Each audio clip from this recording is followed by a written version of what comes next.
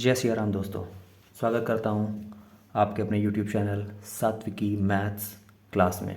जैसा कि आप देख पा रहे हैं यहाँ पे लिखा हुआ है pair of linear equations in two variable, जो कि थर्ड चैप्टर है क्लास 10th का।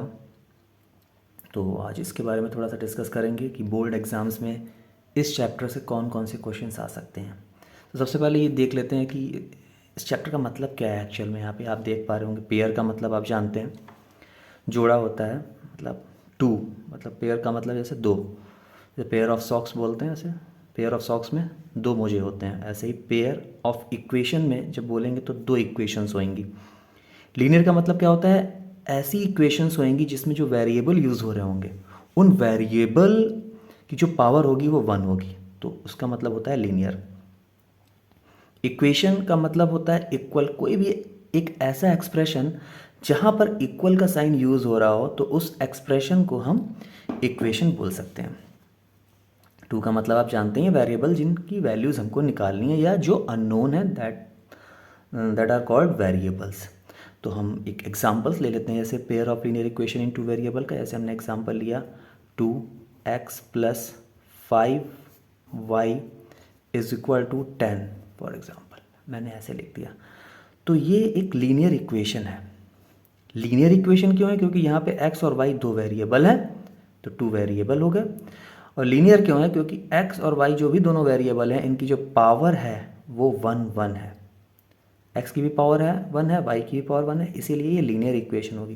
बट हमको पढ़ना है पेयर ऑफ लीनियर इक्वेशन, तो अगर हम यहाँ पर हमको एक इक्वेशन और लेनी होगी, जैसे हमने ले लिया 7x - 3y = 20। ठीक है, तो ये दो इक्वेशंस हमने ले ली। अब इन दो इक्वेशंस को हम बोल सकते हैं pair of linear equations in two variable. ठीक है, क्योंकि दो इक्वेशंस हैं यहाँ पे। तो ये तो बात हुई इस चैप्टर का मतलब क्या है। बेसिकली कई बच्चों को नहीं पता रहता है, मैंने सोचा बता दूँ।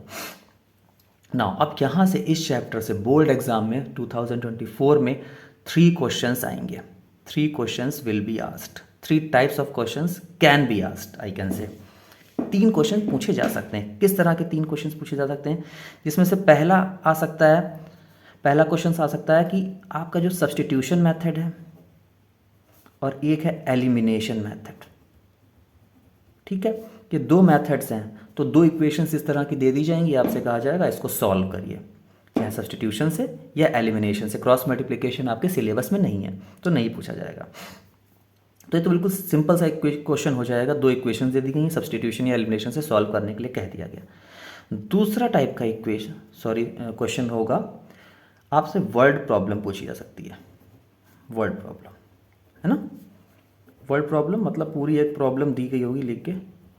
फर्स्ट उसमें आपको 2 इक्वेशंस फॉर्म करनी होंगी।